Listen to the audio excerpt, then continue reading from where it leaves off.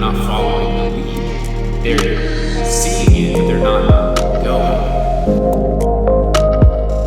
What if you did the opposite? So, podcast.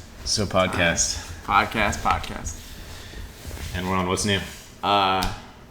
What's new? Other than what we just discussed that was new before hitting record. Yeah. Or the same stuff. Anyone, I'll give you a quick update. Anyone who's listened to any of the earlier episodes, and I found 3 half-sisters through 23andMe recently. I have a call with one of them tonight. It's going to be the first time I talk with any of them. So that's a little update.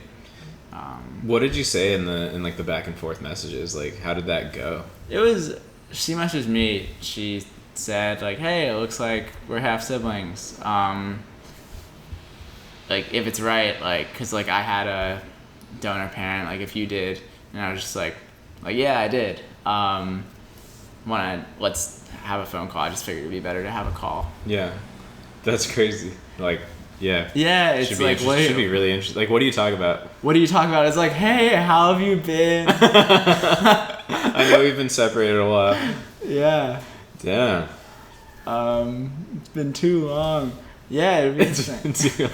I really don't know what it'll be like. Yeah. Are you like nervous or just kind of like be like whatever? I think that what's the worst that could happen, I guess. Right. I think I'm not like nervous, but yeah, I don't know. I think it's like a very level playing field. We're probably both in the same. It'll just be interesting. It's a really good point. Yeah, it's she's like, in literally the exact same situation. I think right now I'm even like, I'm kind of excited. It's like, yeah, I'm meeting a sister that I've never known. There's almost nothing bad that can happen. I agree. Yeah. It's just such a unique phone call. Right. Especially like, yeah. I guess the fear is that like it would go bad or something, but even in that scenario, there's like 3 half-sisters now, so like my... Just go down the list there. Yeah, like my... Yeah, so the first one didn't work out. My eggs are not all in one basket. Eggs in one basket. That sounds like some sort of reference. That sounds like you're like, yeah, oh my god. That's... Not all your sperm is in one basket. Alright, no. Alright, anyway. Yeah, got into it nice and quick. Yeah, we're in it. Jessica was just showing me something that showed up in like the shit news feed of Snapchat or something, and it was like I know.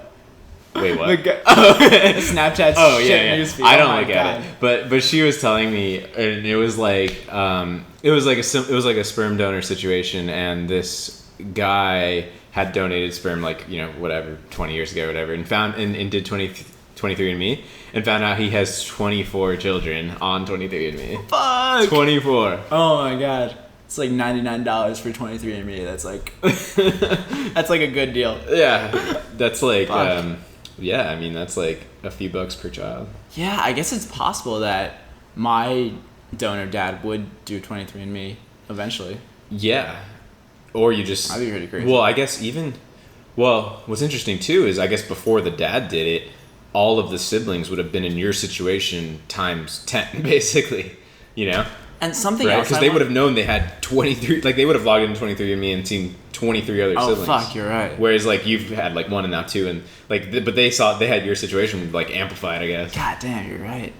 It's crazy. And something else I was thinking is, there's like 23andMe, yeah, I have the half sisters now, but there's also like a bunch of like second cousins and third cousins and like this and that, and I wonder if I was like a real investigator, I could probably actually like find second cousins that like are not on my mom's side, and then ask, well, who's your parents and who are their siblings, right, like, and then I could probably like narrow it down and find my dad if I really wanted to. People are really into the whole family tree thing. I actually had somebody reach out to me in a Facebook, and I feel bad because I never got back, but it was some like situation like that. Like this guy was just trying to make like an elaborate family tree, and was like and asked me a few questions. But I get like I'm surprised I even saw the message, just because I my Facebook messages are kind of like, at this point it's kind of like not happening. But I saw this thing and I was just like, I don't know what to say right now. And then I thought about it like 2 months later and I was like, oh yeah, I never got back to that guy. Sorry. I actually had like the same exact thing happen on 23andMe. Wait, like the exact same? A second cousin or something sent me this like really long and like nice message like, hi, I'm putting together a family tree, and I just like, it was just like a very like nice message. Yeah. And it made me want to help. Yeah. But yeah, I think I like forgot about the message and I never responded. That was how I felt. Like I didn't feel weirded out or anything. I just felt like I don't have time to think about this right now. Like, but it is. I mean, there's something cool about it. There's something like a tad uncomfortable about like submitting to the person that's like organizing the family tree. Yeah, I mean, I don't know. I think probably. I mean, I guess I speak for myself, but I feel like I'm in this. I don't know. I'm not particularly like I'm not the one to probably ever do that. Like I don't know. I'm just more like. I don't even know. It's like I would rather think about it on a longer time frame and on a shorter time frame. Like I'm more concerned with like my immediate like family or friends or just history as a whole rather than like this obsession of the past 300 years, you know? Like we have mapped every human, like, you know what I mean? It's like, it's just a little, I don't know. I think we had a really good conversation about this on like episode like 1 or 3 or 2. Yeah, I get that. It's like, what are you going to do with a third cousin? Yeah, I mean, that sounds funny. Like you get like you'd have to really like being a third cousin is not enough to maintain a relationship. You really would need to like be friends with them regardless of that. I'm terrible at that in general. I mean, I don't even know. And the thing is that second cousins. There's also not much overlap. Like you could have this extended family, and then your third cousin could have this extended family, and like. It's not like it's a closed loop. Yeah. Like the family just keeps going and going. It's like. Yeah. What are you gonna do? Yeah, I mean, I don't keep touch. I don't even like my family's. At least my immediate family is like very small, and even them, like I do a poor job at like really maintaining relationships. Like even like my main first cousins, like I don't talk to them that much. I mean, I like them. They're really cool. But I don't know, I just suck at maintaining those types of relationships. Even like my brother and my parents, I talk to them so much less than I used to. It's like not good. Yeah. Did you, what age difference are your cousins? They're almost the same as me and my brother. So it was like, it worked out really well. My brother's 4 years older than me, and my 2 first cousins, girls, they're like, the younger one is like a little younger than me, and the older one is like a little older than my brother. So they're like, it was like very much aligned actually. Okay. Yeah. I feel like that's cool. Were you guys closer growing up, or was it just not? I mean, I don't mean it to sound like we're like not close. We just like don't see each other that much. Right. Or like, I don't know, we never like call each other or something like that. But yeah, I mean, I guess we would see each other more frequently when we were kids, but still not all the time. Sense. Like they lived like, you know, like an hour away or so, but it would be at least a handful of times per year, I'm sure. Whereas like now it's like, you know, like once or twice, maybe. Yeah. Yeah, for me growing up, like my cousins were all like, I guess 5 to 9 years older, so I never really had that much family that I was like actually friends with. It was more just family. Yeah, some people. Yeah, it's interesting. Like for example, like Jessica, she's super close with one of her cousins. Like more than I. It's just crazy. Like they'll just like call each other all the time, and like, well, not all the time, but like it's not weird for them to call each other and like talk for like 2 hours. You know? Like that type of thing. Yeah. Which is to me, it's interesting that that's like her relationship with her cousin, even more than like with her own sister. And I'm sure there's people that have that, and there's probably people that have the opposite too. But it's just interesting how that happens. Yeah. So like the ones that are 5 or 9 years older than you, do you, like how often do you see or talk to them? Maybe like now that I'm in California, and they're like most of them are in Maryland, and then one's in Boston. I see the ones that are in Maryland a couple times a year. One of my cousins, who was maybe like 8 years older than me, she married a guy who's now like into entrepreneurship. He has a startup, cool. so like we email a little bit more and we're closer. Cool. So yeah, that's cool. But it's good to like have something in common like that. Right. This could sound, I don't even mean this in my personal situation, but like kind of forcing yourself to have things to talk about with, just because somebody's family, even though if you have nothing in common, it's like, what do you talk about, you know? What do you talk about? Especially if it's just like you're at dinner for 2 hours. Like, how are you doing? How are you doing? It's like, everyone just gives these updates, and then it's like that's where all the societal stuff comes in, like are you getting married, are you having a house, kids, like it's just like all these, like everyone's just trying to like check off these little steps, and that stuff comes out, or they don't even know what else to ask about. True. It's like maybe they don't even care that much either. It's like, shit, I might ask those questions because I don't know what else to say. Yeah, I was thinking recently, like the different types of conversations that I have with friends, I find that like some or forget about the friends, but like the different kind of conversations that people have, I find that some of them are like very like present, and like it's not about the information that gets exchanged, it's more just about like having fun with someone, or just like enjoying yourself when you're talking with a friend, or you sort of just like lose sense of time. But then I feel like others are like sort of just like, oh, did you know that you can get a tax break if you do this and that? Oh, did you know that this and that? Like just like exchanging little tidbits of information. It's like that, just like, it's like, oh my god, like. Yeah, I get what you mean. I definitely know what you mean. I feel like, like people that don't know how to like turn off that like super pragmatic thinking sometimes, and like, I mean, it's not all about like just like inserting lines from Wikipedia articles back and forth. This guy quoted the same Wikipedia, therefore we're friends. Like, we read the same, we watched the same YouTube video. Yeah, I feel like friends are people that you can just like relax around, and that can like bring this like, just bring an energy to you that you like, kind of like, it makes you remember that same energy in yourself. Yeah, I see what you mean. I think it's good too, though, to have like friends with things in common. You know, I think at least I have is like really revamped the people that are close to me. I guess you know, like lost touch with pretty much all of my old friends out of my own like choice, not in like a bad way, just in like a letting it lose touch, basically. Right. And I don't feel bad about that. Even though we used to have a ton of fun or whatever, but it's like when people just get so different also, it's at least for me, it's hard to get back to that just like fun random state. Like I think most of my friends now, like you for example, like we're very much like on the same tracks in a few areas, and that like helps, I think. Yeah, I think like there's definitely has to be common ground. Yeah, I agree with that, and the phrase like you're the average of the 5 people you spend the most time with is like so true. It's like so fucking true. It's like an understatement. No, it's like, you're not the average. I think you were saying this. You are what you experience. You are the people around you. Yeah.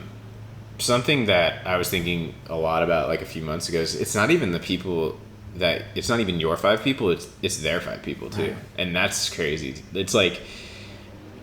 It's like I might know somebody that I like and they're great, but I know that they're being influenced by something that I don't want, and I still get that little piece from them from this other place, even though like they're good overall, and that happens a lot. These like thought and idea networks. Yeah, and it's just like people just have slivers of other people in their own identity. And we're all really just recycling the slivers that have gone throughout time. It's like I read an Alan Watts book and then I talk like him a little bit. Yeah, and he clearly wasn't the first person to talk like that either. Yeah. I mean, everything is bits and pieces. Like, you know, art or music, you have to have that. Everything is bits and pieces. I was just thinking about maybe it would be funny to like perfect a really good Alan Watts impression. That would be cool. Yeah. I listened to a little of that book I mentioned. Like I just started it, barely. I I don't know. I don't really have much to say about that yet, but it seems cool. It's kind of like those YouTube videos, just in like it's like 14 hours of that. Yeah. So the reason I like it is that it just like pulls me into the present, I guess. And when I'm listening to it, it's just like the way his mind works is just like so interesting that I forget about other stuff. Just because like the way he jumps from idea to idea is almost like music, where you're like not really focused on. And part of me also recently has been thinking is like, all right, Sam, maybe think about the future and the past a little bit more. Maybe like get your shit together a little bit more. Maybe organize and not be just present all the time. So I don't know. Maybe I need to start reading some organization books instead of just Alan Watts all the time. Something you said relatively recently like has really stuck with me, which is that like all of these like little tidbits of information that we take and we like try to implement, is that there is an other side to it. Like what you're just saying right now is, yeah, obviously most people need more of the present, but that doesn't mean that like you're giving up something, is what you said. Is like every time you're taking this one piece of advice or you're limiting something, you're giving up another side to it. I think we were talking in the context of like social media use and like how right now everything is about like, well, get rid of it and don't use it or whatever. But then you were saying, but also like there's good things to that, and I agree completely. And it's kind of the same thing there. It's like, you hear that the present is so important, and then you make everything 100% about the present, but then you're losing some of the benefits of thinking about the past and of thinking about the future, which are important things too. I think also just like these all of these systems that like kind of tell you how to be. With every system, there is this path to becoming like rigid inside the system and being like making it a part of your identity. Right. Like there are so many fucking people whose identity is like not having an identity, and like that's a fucking identity. Like yeah. If you're so wrapped up in like not taking on anything, then that's also a type of taking on something. Your identity is the type that won't fall into these other identities. But yeah, everyone has an identity whether they want it or not. Yeah. I don't know. I was listening to an Aubrey Marcus podcast, and one of the things Aubrey said is like basically I just tried to I realized that my ego was like holding me back, so I tried to just like abandon it and just like ascend to the ascension state. Yeah. And how'd you do that? Oh well, I just got rid of my ego. Right. Yeah. And he was saying it's like it doesn't work that way. Like there is no elevator to the top. And if you were egoless, you would probably be a really uninteresting person. Like you can't be nothing. Like something that I look at. Have you listened to like Sam Harris at all? Yeah, I was telling you. Fuck. Yeah, you did tell me that. Yeah. So I listened to the Tim Ferriss. Yeah. Sam Harris, not all of it, most. And I just think like, I think he's fucking brilliant. He's a smart guy, but like the way that he talks, it's dreadful. Yeah. Like just the boringness of his voice. You mean? Yeah. Yeah. I agree with you. I think he's almost trying to be such a blank slate that he doesn't want to give inflection to things to color it. But I think that's a good thing to do. He just like says, but he's trying to be so neutral. I think his ego is probably very toned down. Yeah. I mean, if anyone has figured out that type of stuff, it would be him. I mean, he's I think one of like the great like current thinkers of that stuff. You know, I mean, he's everything from decades of meditation and psychedelics to being a neuroscientist. I mean, he's all over the place. Yeah, I do. I think it's such a balance because, I mean, ego is so linked to personality. And I also think, like, I've been, like, just journaling to myself. Mm-hmm. And one of the realizations that I had while I was writing is, like, I'm very critical of myself when I write. So I'll write a few sentences, and then I realized that like instead of just like continuing the thought and being present and just like kind of as I'm continuing like a spoken thought just like this, it's like I'm not really thinking about what I just said. I'm sort of just like letting it flow, and I don't know exactly how it is happening, but I just like let it happen. Whereas when I write, I'll write 2 sentences, and I'll look back and read them, and I'll either be like, I don't really understand that. Maybe three sentences ago, I don't like what I said, but you would never do that in speaking. Never, or even I think the flip side of this, which is maybe even a bigger holdback for me, is I'll look back and be like, that was pretty good, and that still fucking takes me out of it. Yeah, so you kind of like don't want to be reading what you're writing. I think it's just this like self-judgment, and maybe also like. What if you wrote in spoken form?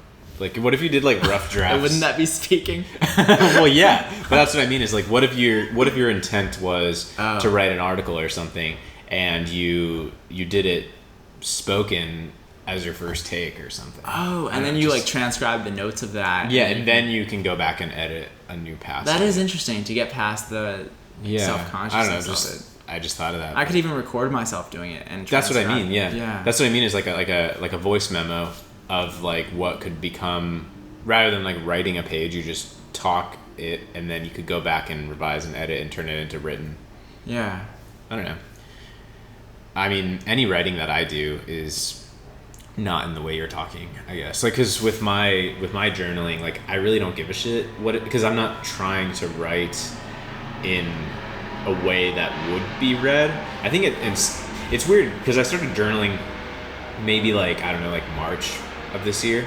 And it's weird because if I look through the phases and I remember how I was writing, like it's changed multiple times. Like I think at the beginning I was just doing like the free form writing and stuff, and then I think I hit this like few month period where I was writing in a way that like could be read, like a more like finished prose type of trying to write like that.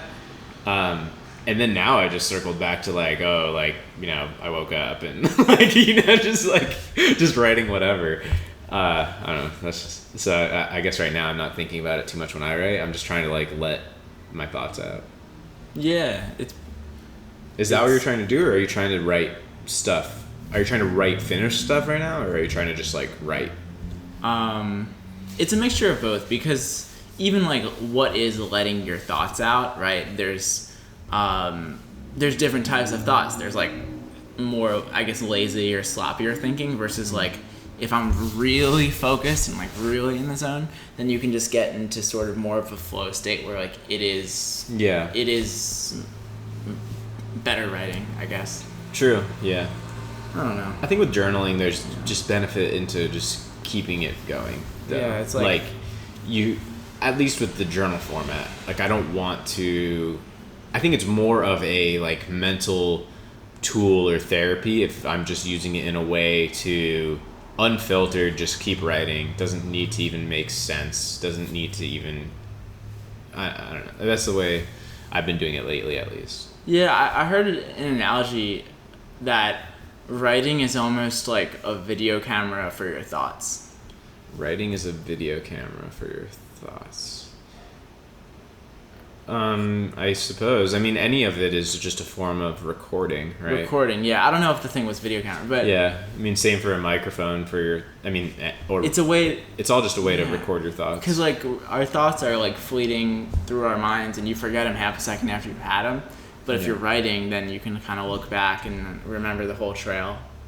Yeah, I think like the reason I got into journaling was kind of something that like Tim Ferriss would talk about a lot, which is like.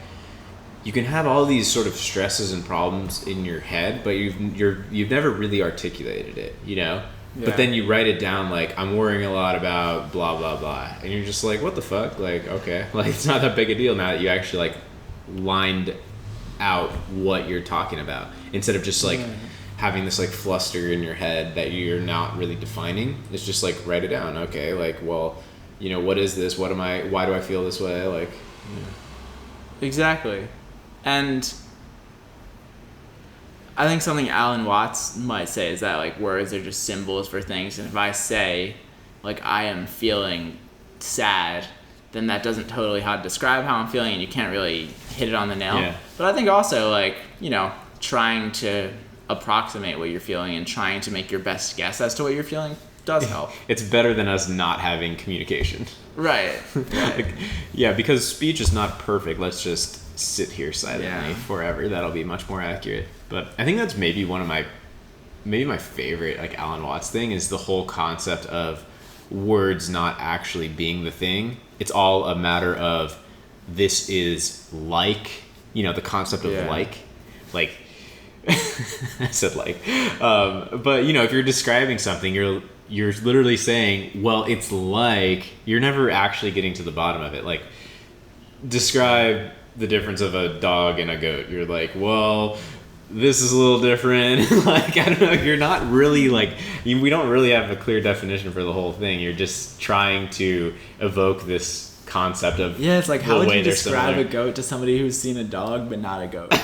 Like, so start with wait, did you say, which way are we going? Say you have seen a dog but not a goat. So Yeah. you'd be like, okay, so imagine a dog. You have to start with a dog. So it's like a dog, and then you add these attributes that make it like a goat, right? But we don't really have a and then even a dog. How would you describe a dog if you've never seen that's our entire language is like A dog is like a mix of a goat and a human. Our entire language, though, it's all comparing it to past things we are already familiar with and saying it's like this, but like that. Like Yeah. a jacket, it's like a shirt, but it's warmer and it has longer sleeves and it's heavier. Uber, it's like a taxi driver, but you can call it from your phone. Yeah, it's like Uber for goats. For anyone at any time. Yeah, but I love that concept of, we're never really, it's the same for perception. We're never really seeing, we're just translating what we're translating inputs into things our brain understands. Or with language, we're translating something that we see into something that we can record. Like, language is recording what things are like, but it's not actually recording what they are. It's just what they're like. Yeah, which is sort of the best that we can do. It's the best we can do, and that doesn't mean to say like, yeah, so fuck that, you're stupid. It means the best we can do is try to explain what something is like. And I think that the point is not to bash language, say it's not helpful, because it is really helpful. I think that the point is just to be like remember, like, the system we have, like, it's good, but it's not perfect. And when we believe in it 100%, think it's perfect, then we sort of start going crazy because, like, in our mind, things don't perfectly match up. It's not perfect, right? Yeah. Yeah. I love this concept. It's even, it even applies in like, I think something we talked about before was like this, like the infatuation with celebrities and how people want to know everything about it. This is a good one. And what they're really trying to get down to is, what's this person like? Like, we don't really care about all the facts. We're trying to get that feeling of what are they like? What would it be like to sit and talk with this person? What are they like when they're with their family? What are they like when they're like, how do they act in this situation? Like, we're trying to get to this essence of like, we're not trying to just like memorize facts. The infatuation with celebrities is so interesting to me. It's like, I think everyone just wants someone to come and save them. Yeah. And that's what celebrities kind of are. They're these like mythical, perfect beings. It's weird. Yeah. I don't really get it. I mean, I get it, I guess, but it is strange. I mean, I think you and I probably, like, and probably a lot of people that are similar to us probably don't have many infatuations with just, like, most celebrities. But, I mean, we still have, like, our own micro-celebrities. And there still would be a certain magnetism if, like yeah. But I think it's kind of absurd, like, the whole, just like actors and actresses. It's like they play a part in a movie. Like, I don't know. Yeah, that's almost stranger to me. And this is like tying a lot of things together, but like the concept of trying to figure out what they're like, right, is now we have things like social media where you can see what somebody is like. That's kind of the whole point, is to try to all this behind the scenes and what's really going on. But if you think about it, a decade plus ago, you'd have these famous actors and actresses, but they're playing a part on the screen, and the only way you ever hear anything about them personally is like the talk shows. And that's why people are so obsessed with the talk shows, because they're trying to say, what are these celebrities really like? What is Brad Pitt really like? Because I've only seen him in these movies, you know? And it's this obsession with trying to figure out who they really are. Yeah, I also think it is very interesting, these like creative people that can somehow like translate what we all feel and give it to us, yet we never would have been able to get it without them. Like an actor who's able to convincingly play an emotion or something, and we watch it and our brain is like, oh fuck, that's what I feel. But it never would have actually like we get these realizations, or even from music, we hear it and it's like, fuck, these people like translated some sort of like cosmic truth into an MP3 file. Yeah. How'd they do that? I don't know. Like, I think that's the infatuation too, is that they somehow like are connected to this like truth that we can't quite put our finger on. Right. Like their ability to express emotion in a way that is so good that it's believable even when it's made up, makes us have this sort of trust because they tapped into that real emotion the same way like music would hit the same chord. I think it's insane, anyone that says that actors or musicians are overpaid. It's like, oh my, like look at what you spend your time on. Like, everyone watches movies and listens to music. We love that shit. That's a good point. Yeah. Yeah. But people love to shit on success. And I think people are just like... Because everyone secretly wants to be a creator. Sure. Not everyone. Or an athlete. I think that would fit in exactly the same as, like, people love to shit on how much actors, athletes, what else? I feel like those are kind of the main ones. I was thinking recently, like, the reason that we love to sit down and watch athletes is because they're not watching us. They're not like looking back at us. They're like so focused on their own thing. Yeah. And that is such a attractive thing to people, like people that are focused on some sort of thing. Interesting. Yeah. That could translate. I mean, people watch like cooking shows. Well, I guess that is the talk to the camera more. But like, I don't know, people would watch somebody paint or watch somebody, or animals at the zoo. You just watch them do their thing. Yeah. People like to see what's going on. Yeah. Are you inviting me to the zoo? Have you ever been to LA Zoo? No. We should totally go sometime. I've been to the San Diego Zoo. That one's really good. We should go there. Oh, I would go. We could take an edible. Perhaps. San Diego. Yeah. Have you been to the LA Zoo? Nope. I've heard it's like all right. I think if I was gonna zoo for a day, I would just say let's go to San Diego. Let's do it. Let's do it. Jessica would love to. All right. We went like a couple years ago. Oh, should we talk about how social media is causing everyone to have ADD and destroying the world? Sure. All right, you first. I'm kidding. I'm ready. I'm ready for this. I was thinking, I was like scrolling through Twitter, that Twitter is in the exact experience of ADD. It's like you're jumping from one thought to another thought, to another thought, to another thought. No connection between them.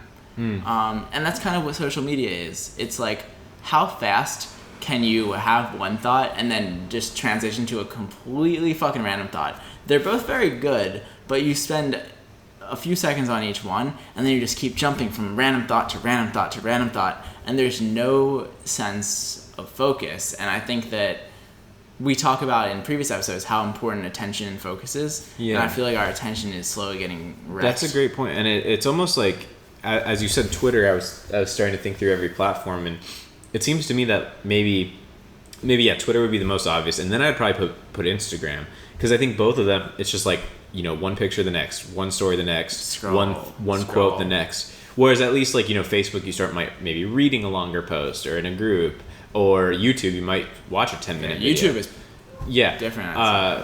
But I think Twitter and Instagram both do that. But it's almost training you to have ADD. It's like can you keep up with all these random thoughts? It's like wait, that's what we're doing on this podcast. Interesting. I guess so. But this is different actually. No, because I'm kidding. It's really different. There's like a logical flow, Yeah. and the next thing is inspired by the first thing. Mm-hmm. Whereas on Twitter, the next tweet is literally fucking random. True. Completely unrelated. I think with And I think also maybe that's. Do you think this is also causing the anxiety nowadays, where people have lost? I heard it somewhere. It's like it was Mark Manson. It's like there's a lot that's out of our control. That always has been. But one thing we've always had control over is our attention, what we look at. And now that's slowly being pulled away But from why? us. But is it? I mean, maybe it's just that people put their foot in the trap. But we're not being forced. We're not like being. Twitter isn't like threatening you to not use it. But we're choosing to use it because something attracts us. I think this is adjacent to a conversation about drugs. Yeah, I see that. Yeah. Like, at what point is it right? Like, I'm not. But it's actually giving us something, which is why we get addicted to it. It's not like our attention. It's giving us a feeling. It's not that our attention is being stolen from us. It's that we are forfeiting our attention to these things that entice us. Yeah, it's like the shiny object has just gotten so much shinier over Right, the it's last few like years. it's like we're a mouse in a cage and they put like cocaine in the water, so we're getting way more water than And usual. yeah, you could be a mouse that sits there and it's like, guys, like, you're not forced to drink the cocaine out of the thing. But like, they're in the fucking cage and like they're bored and like they do it. Well, actually, better analogy would be if they had both. If they had the option to drink the regular water or the cocaine water. Yeah. Because that's more like what we have. We have the option to not have a phone and to read books all day. If you're in a cage and you have the regular water and the cocaine water, maybe you have the regular water for a few weeks, but you're gonna fucking try the cocaine water. You just Right, are. and you're probably gonna get addicted to the cocaine water. And I think that's the situation we have with social media, right? Because it's like everyone has the option to not use social media, right? Like, this is not some forced thing, but people are glued to it because they're addicted to the cocaine water. Yeah, I think that the world is just getting really scary for a lot of people. So we want these escapes. We want to be able to like turn it off. Is the world really scarier than ever, though? I don't know. I think that's like a... I think it's definitely the scariest it's ever been in my life, I would say. Why? Like, politically and stuff, or? Yeah, I mean that's a big part of it. I feel like people just aren't really getting along very well. And there's like there's like a big sense of divide in the US, and you get the feeling that like it's not that we're in a war, but you get the feeling that like maybe whether it's an international or like a civil, like it just seems like people You are really all... You really think it's that far? Like, is that within the realm of possibility? Yeah. I mean, sure, Yeah, but okay, is it within the realm of moderately likely? Yeah, I mean, to me it seems like... Civil war? I mean, I don't think we're all gonna like get our like ammos and like Yeah, what does a war even look like? like nowadays it's so much less likely to actually be like foot soldiers and shit like that. And honestly, like, I think both poles are so worked up, obviously. Yeah. But I feel like 90% of the country would be just like, what the fuck? I'm not fighting a fucking war. Like, I'm going to fucking Hawaii. Like, I think there's this. almost like I'd be fucking done. Like, if there's a civil war in the U.S., I'm leaving the U.S. immediately. Like, I'm not going to fight for anything here. Right. Would you? I mean, would you fight in a civil war? Maybe I used the wrong words with civil war, but it does feel like there's this like ideological war. I agree. That's happening. Yeah, I think I just stay out. Maybe I stay out of it as much as possible. Yeah. Like, I don't know. Like, I mean, there was just like the elections and like, I don't know. I voted, but like I didn't even vote on everything because like I'm not gonna spend that much time researching like who the like assistant lieutenant governor should be. Like, I don't know. Like, did you vote for stuff like that? Like, did you go through everything or? I'm just curious. Yeah, I had like, because I just got my California ID recently, so there was like issues with getting registered. Oh. But so I don't know. No, I was just curious because, like, Yeah. I mean, somebody's got to vote, I guess, but I voted for, like, the propositions. I feel like that's fun, but, like... Yeah, I don't know. It just seems like people are losing the ability to find common ground, and people are slowly, like becoming much more tribal and, Yeah. like, seeing the other side as bad. And I think it's also so ironic because the I guess the liberal side, which I would identify with mostly, there's a lot of this side that's saying the other side is bad. And Right, and, so you're really yeah. the 90% in the middle, in my analogy. Yeah. Like, you're not gonna go slit the throats of Republicans Right. in the streets. Right. You'd be like, whoa, guys, this is ridiculous. Yeah. Which I think most people would still be there. I not that I disagree with you. I'm just kind of playing devil's advocate, just trying to explore it myself. Yeah. But I think, like, while we have more outrage, for sure, undoubtedly. I just think, like, when I go for a walk, it's pretty calm. You know what I mean? Like what do Yeah. you really see? Like, it's fine. Like, things are fine. I mean, obviously not every area is the same, but I think for the most part, people get along. For the most part. Yeah. It's interesting how people do get along in person, but they don't get along in internet That's comments. very true. I've been thinking a lot about this. Like, Ooh. what makes it that way? And I almost think, like, Facebook and Instagram are kind of like the caramel chocolate dipped Oreos of social media. And I wonder if there's ever going to be like a healthy salad version. Interesting. I think the real problem, though, like, this might be a step out of the politics side and back into just is social media bad thing. Yeah. But I think most of the issue with social media is not the social media. It's it's who these people are wasting their time on. Like, for example, Twitter. I think Twitter is the easiest one to fall down the rabbit hole. And I think that was why I didn't use Twitter at all until maybe, like, 6 months ago. And now I'm liking it a little more and more. And I realize it's because it is way too fucking easy to get your feed just blown up with bullshit that you don't want to see. Oh my god. But, like, first of all, Instagram. Anyone that follows over 1,000 people, clinically insane. Like, stop doing that. Okay? And I feel like with Twitter, it's got to be like 200. Like, you cannot have your shit so flooded. That's, I think, a huge portion of the problem right there is just what is in your feed. Because I think the most let's take Instagram. The most common complaint about why social media is bad is, like, Instagram, and maybe this is a little more usually catered towards the female perspective of, like, oh, you're comparing yourselves to others, you think you have to buy this makeup, you have to look this pretty, you have to act a certain way. Unfollow that. I don't have that shit in my feed. I don't scroll through my Instagram feed being like, oh, like, my biceps aren't big enough, and, like, you know, like, my jawline isn't strong enough. Like, that's because that's not the shit I'm fucking looking at, you know? Yeah. I guess just a quick thing, it's like probably like 10 times different for girls.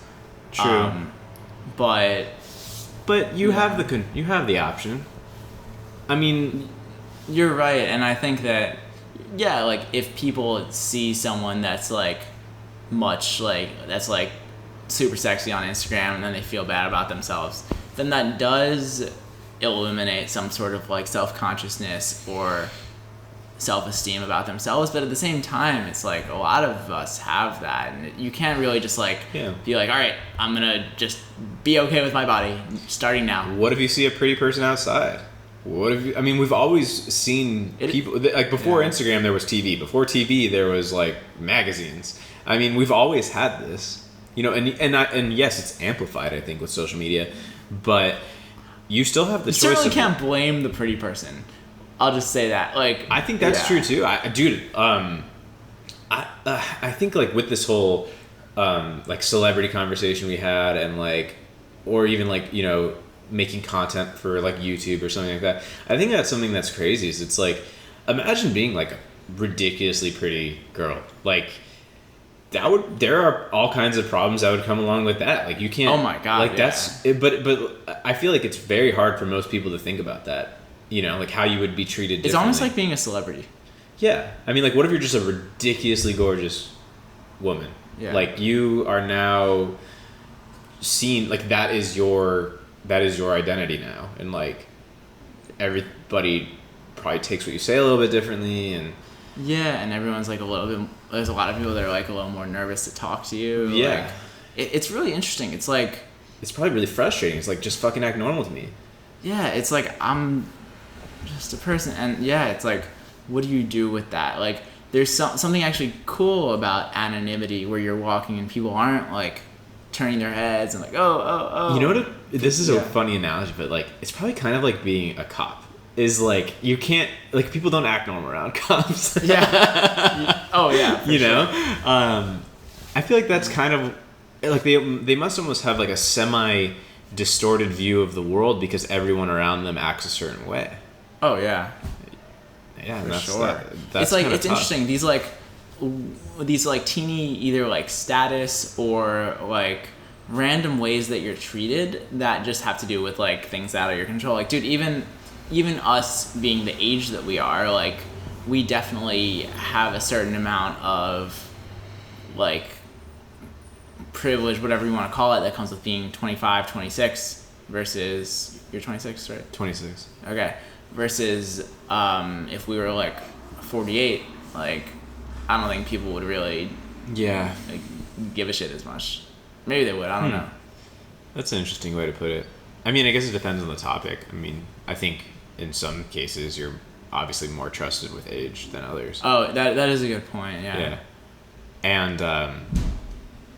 And I honestly, like, probably until I got to, like, I don't know, 24, 25, 26, I was always like kind of frustrated by feeling like I wasn't taken seriously enough for my age, you know? Right. And now I feel like I'm finally at this age where it's like young people and old people respect me. It's kind of a nice place to be, you know? It's like, no one's just like, oh, that kid's 15, he doesn't know what he's talking about. And nobody's just like, oh, that old guy. Yeah. It's kind of a nice middle ground, actually, now that we articulate it. Like, Yeah. it becomes less of an issue on either end of the spectrum when you're like, I don't know, our age, roughly, give or take, plus or minus 5. Yeah. Yeah, I think Or more than 5, actually. That's way too narrow. I feel like something that happens. I guess I'm almost worried about people taking me seriously because then, like, it's dangerous to believe what other people believe about you.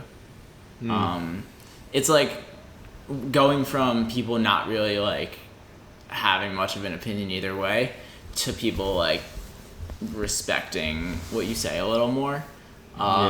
Is almost a little dangerous, I think, because you want to like, you almost want to like take on that identity and like just a matter of like taking yourself more seriously. Yeah, I mean, when you sort of get credit for something you did and people are talking about it, then it's like they have an identity of you. And yeah, I mean, I feel like I've experienced that even just with like YouTube and Amazon stuff, is like, you know, one sort of like characteristic or success or story kind of gives people like an entire perception of you as a person from then on, which is, I mean, it's good and bad, but yeah, like then it's weird because now, like, in weird ways, it makes me question myself more now than even before. Like, having so many people think I'm a good entrepreneur versus just like me like fucking around is like a weird pressure that It is, I didn't yeah. really want, I guess. You know what I mean? Yeah. Yeah. Like, I don't know. I don't want to seem like, oh, like, I don't know. It's like a box. Yeah, it's a box. I'm interested in this, but I don't have a sentence formed in my head to respond with. that was one. You're fucking right, it was. Curveball. You formed it outside of your head. I formed it outside my head. I guess all sentences are officially formed outside your head. All sentences are formed outside your head until they enter your head and come out through your mouth and then go into the mic and through the wires into the computer. Yeah, and then they wiggle other people's eardrums. A wiggle. We've said that in probably more than half the episodes. Wiggle is our favorite word of the podcast. All right, where were we? That was a divergence. Like the yeah, like having a identity. Yeah. Here's like, this may be semi-unrelated, but it was something I was just having a conversation about.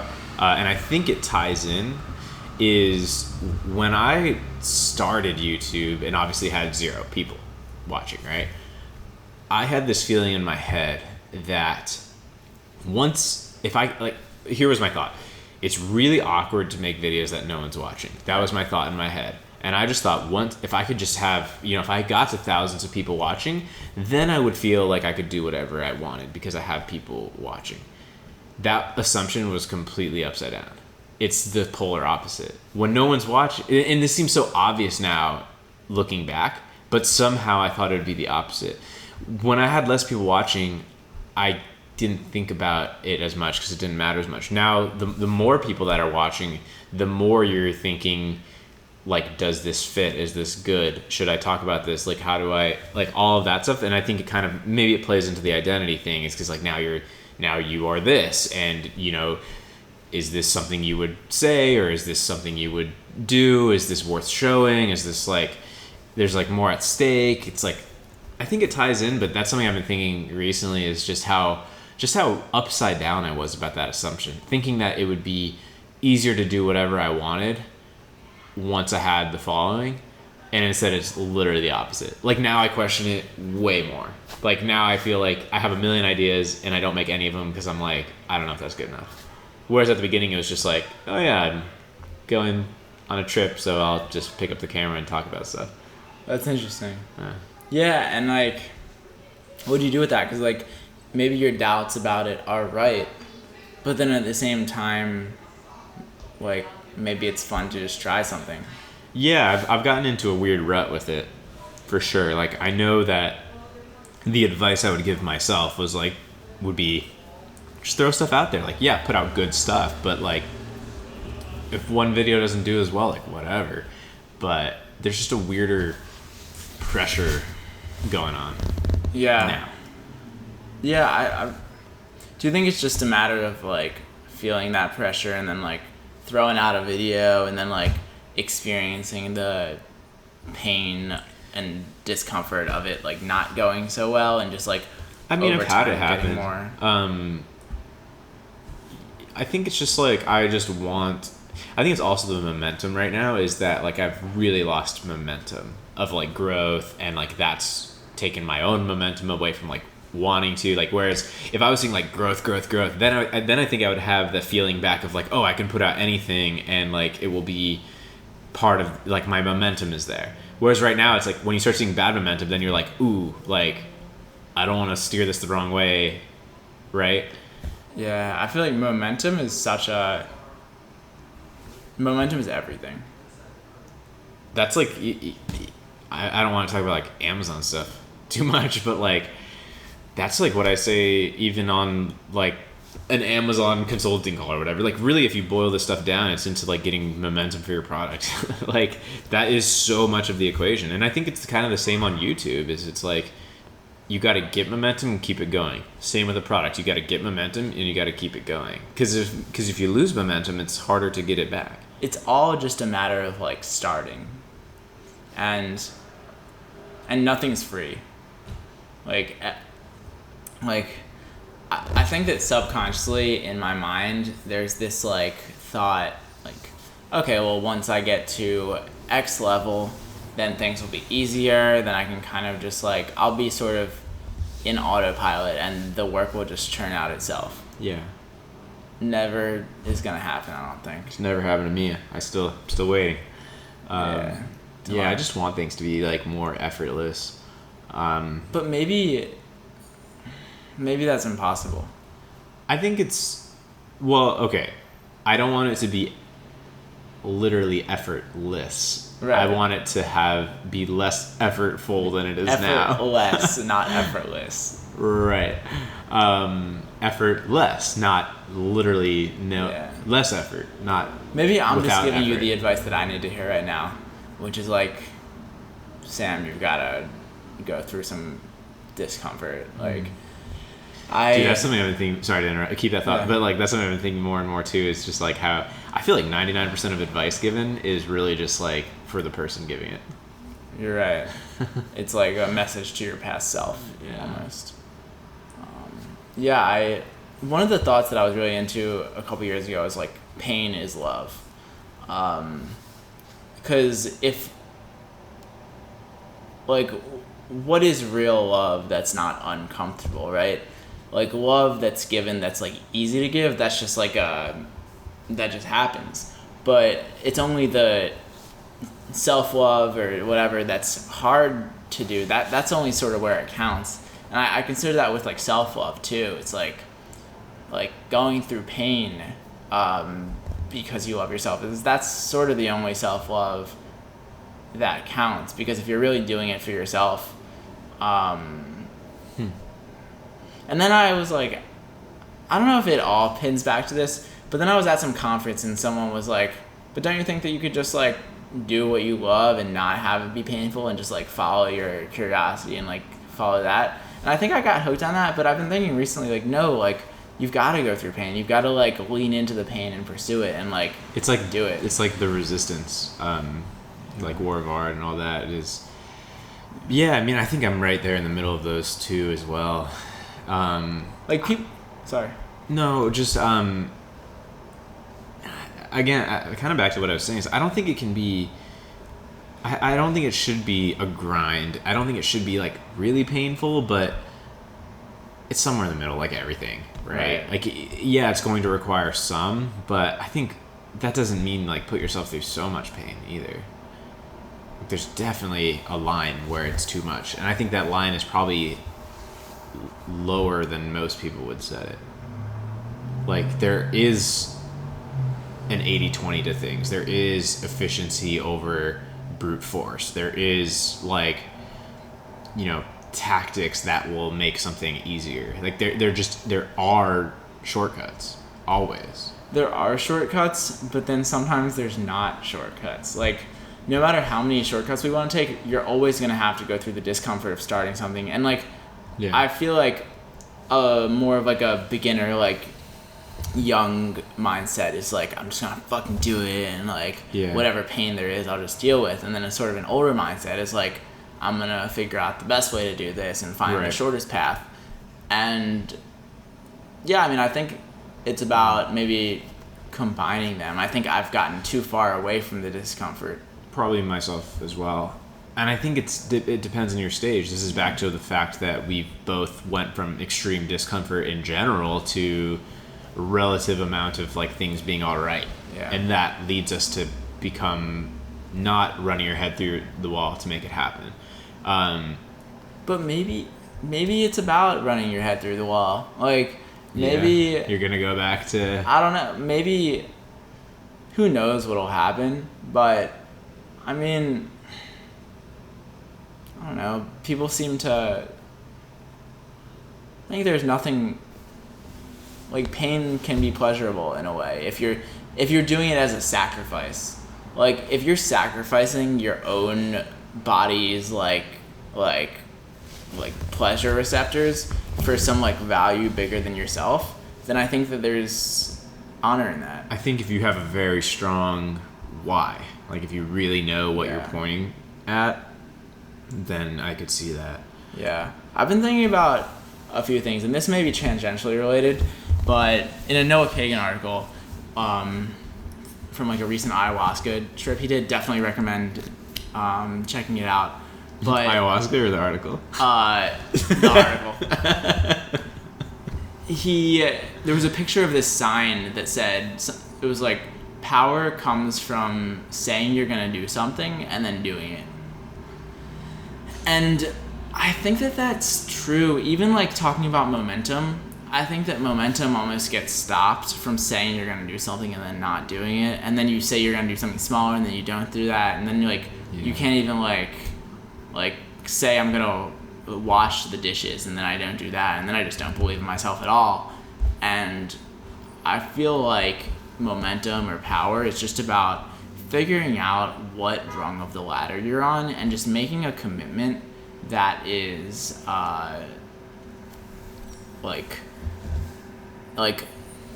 enough for you at the moment.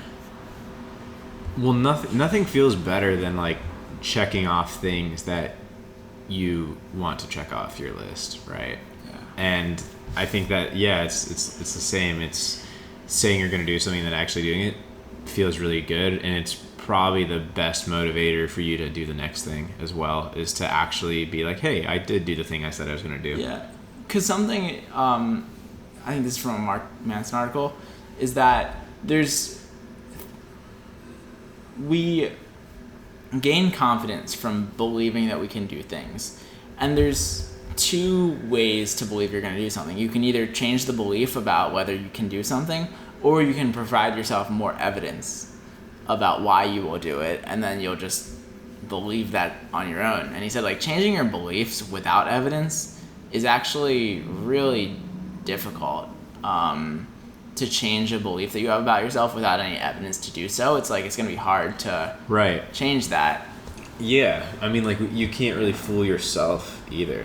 Like, Whereas the best way to sort of know, the best way to get that momentum is to like prove it to yourself with the result, and then the fact that you have a result gives you confidence in the next try for whatever. Yeah, it's like putting yourself through a little bit of stretching, a little bit of discomfort, pain, whatever you want to call it, and you get that goal, you accomplish the task, and then you maybe can stretch a little further next time and a little further next time. And I think this is kind of how the momentum works. It's like you stretch a little bit and then you believe in yourself to go a little more, a little more, a little more, a little more, and then, you know, maybe just in the cycles of life, you like a little less, a little less, a little less, then a little more, a little more, a little more, and this is just like the ebbs and flows of momentum, I think. Yeah, I've definitely had mine pretty low for a while, but I think I gotta get it swinging back. I think this is what I'm saying, is that this, like, having momentum low, I'm not sure if there's a way to, like, work smart out of this. Like, I think it's just a matter of, like, figuring out what you want to do and, like, doing it. And if momentum is so low that you, like, miss the goal, then, like, maybe setting a little bit of a smaller goal. It's like, no matter how, like, I've also been, like, a little bit just, like, lower energy, lower momentum recently, and there's probably a number of things, whether it's, like, not working on a project right now that I'm, like, super passionate about. Also, like, I don't know, like, I still, like, the amount of, like, friends and, like, social life I have here is still just, like, not quite the same as when I was on the East Coast, just so, like, takes a while. So a number of things. I think momentum is a little lower. But yeah, I mean, there's, like, I can't just, like, be self-aware about it and then get out of it by being self-aware about it. Like, no matter how much I can, like, explain it clearly on a podcast, it's just gonna take work to get out of. I have to pay with my resources. Like, I have to pay for it, you know? I get you. I think that's accurate too. Yeah, I mean, maybe I'm thinking when I more in just like in a real, like, business type of context. Like, there's just too many people that have gone the other side, and it's like they don't have zero. It's not like they're in the state of having zero motivation. It's just that they're, like, running their head through the wall at the wrong things and stuff. You know, that's different. Like, I do think it requires some level of, like, just fucking forcing your first step. What do you think people want that are running their head through the wall? What do you think is the reason that happens? Well, I think that they think that's the way to get success. I think they want success, or whatever they define it as. But what do you think they define it as? I mean, what do you think? What feeling do you think they want? What do you think they're really chasing? I think in the shorter term, it's usually financial. And but yeah, like what is the reason for that? I think that can vary a lot for people. Yeah, I mean, I guess we're all to prove kind it. of chasing something. Yeah, it's like Yeah, to prove it. which is running on shit, right? Yeah, it's like to do it so that other people will see you as successful, maybe. Right. Yeah. Yeah. I don't know. There's that, and then there's also like the person that like wants to do it so that other people see them as successful, and then maybe like if the people that see you as successful are customers in some sense, then that actually allows you to keep doing it. Like we need some people to actually like appreciate the work, or else we won't get money from it, which means that we're gonna need to get money from something. Sure. But I don't know. Yeah. I don't know if I'm really like on point with I don't know if I am either. I think the main thing is like, I don't even know. I kind of lost it, but just putting your effort into the right things. I don't think it's necessary to work till you bleed. You know what I mean? I just don't. That's kind of. Do you my think there's point, something wrong with it? to work till you bleed? Yeah. Yeah, I think it's missing the point of why you're doing it. In most cases, because most people don't have a complete selfless goal. They want lifestyle in some way, and if you're just working until you're killing yourself, then that's missing the point of why you are doing it. It's like no matter what we do, we're gonna have 24 hours in a day. Right. And even if you figure out a way to like not spend all those on work, then it's gonna be spent on something. It's just a matter of like, what are we doing with our time?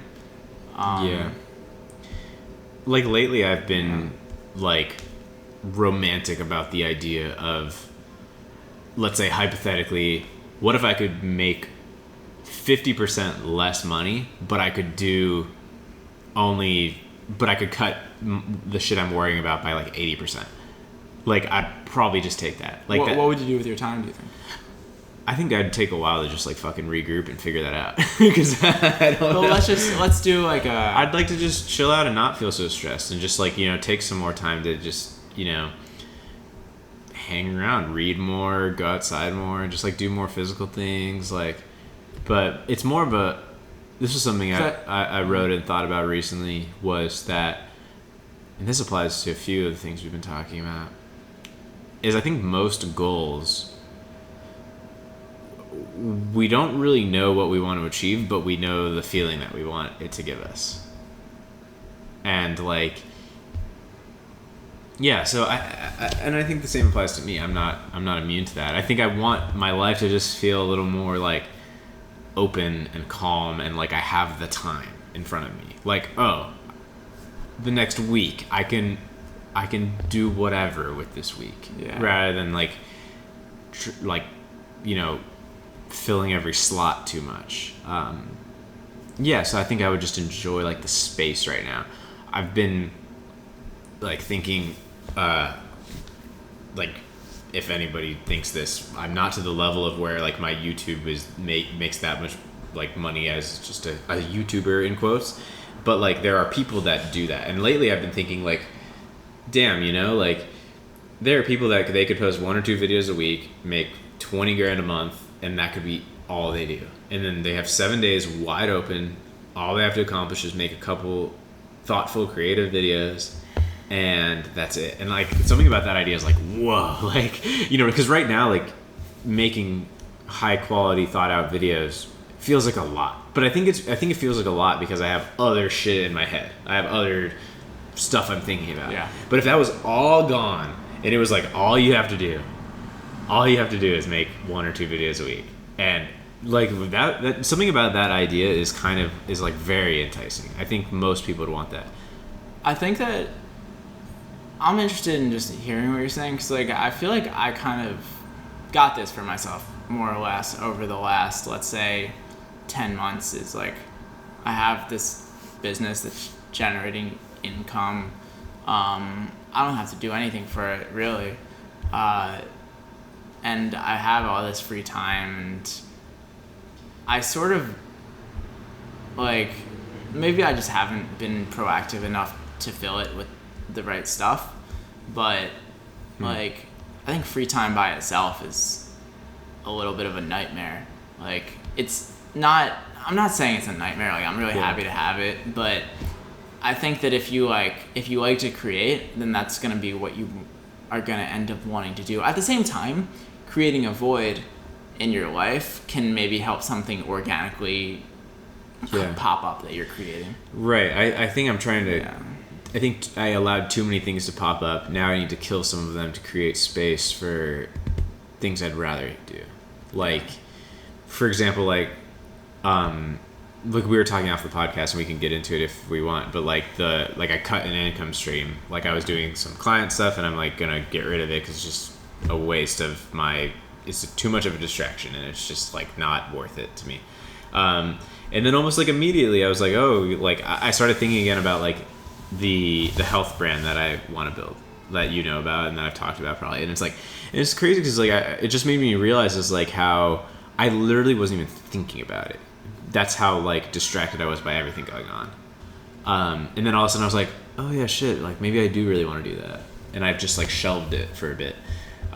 Or even just put more focus into like YouTube, like the idea of like, well, wow, you know, if my channel grew by 20x, which is not impossible, I'd be able to make serious money just by simply making videos with no other, like nothing else. And like, there's something really cool about that, you know, like it's basically Tim Ferriss's model, except with a podcast. You can just, you know, put out a podcast once a week, and like, obviously I'm sure he has investments and stuff too, but like, you know, it's just this like simplified life. I got too many things going on, and it's weird because I had the opposite. I think I had more like what you're describing, because I had just, you know, the Amazon business. That was like the one and only project in my life for a solid, I mean, I guess it had some overlap on the now end and at the beginning end, but like still, it was basically like, there's basically like a 3-year span where that was like the only thing,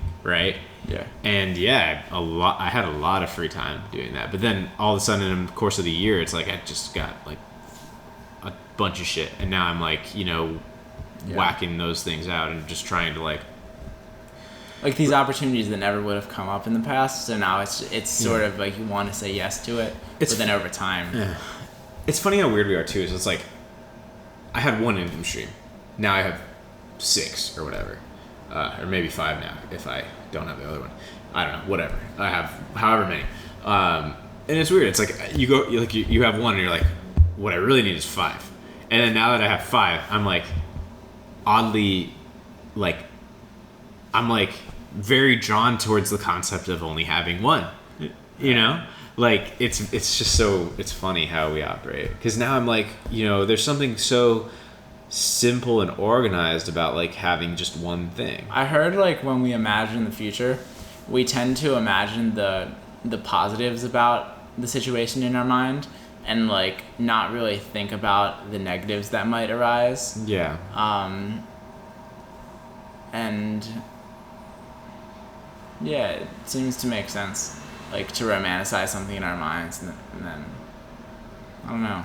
Right, like what will make us happy? I saw the headline of a Mark Manson article that I did not read was, why are we so bad at predicting what will make us happy? Yeah, I'd like to read that headline. Yeah, I don't know why, but that's the hypothesis. Yeah, we really are. But yeah, I think I messed up that one. So I'm just trying to like, I just really want to pare things down right now. Like I think I went through a period of like just on fire trying to add things, and now I'm just like, whoa, like let me just try to just calm it back down. And like, even if that means making less money, like that's fine. Like part of me almost like wants to make less money, right? Like I don't know, it's just like I want to just worry about less right now. And maybe that's just because I swung too far in the other way, and then I'll swing back in this way, trying to work on something even bigger in another year from now. Hopefully, I actually want to. I think I just overburnt out on the one end, that now I'm like, over swinging the other direction. I don't think anyone wants to be worrying too much. Yeah. That's True. just not healthy. Yeah.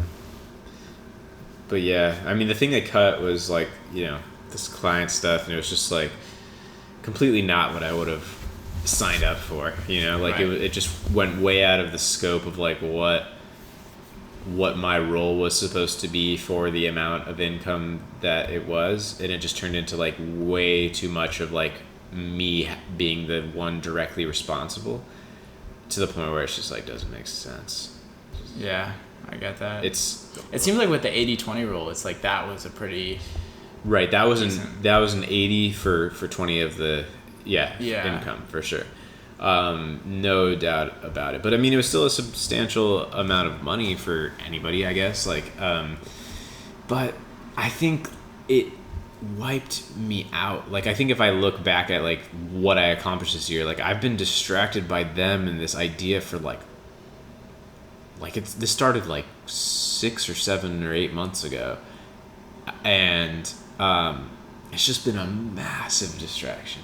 Like, and I only was even starting to get income from it in the past few months. Before that, it was like the concept of what if this works out, and just this like a lot of time invested for nothing, and then only being paid for a couple months. And now I'm just like, this is such, even though now I'm finally getting paid, it's like, fuck this. Like, this is so, like, I can't imagine how much money I would have made this year if I wouldn't have been distracted by this. You know what I mean?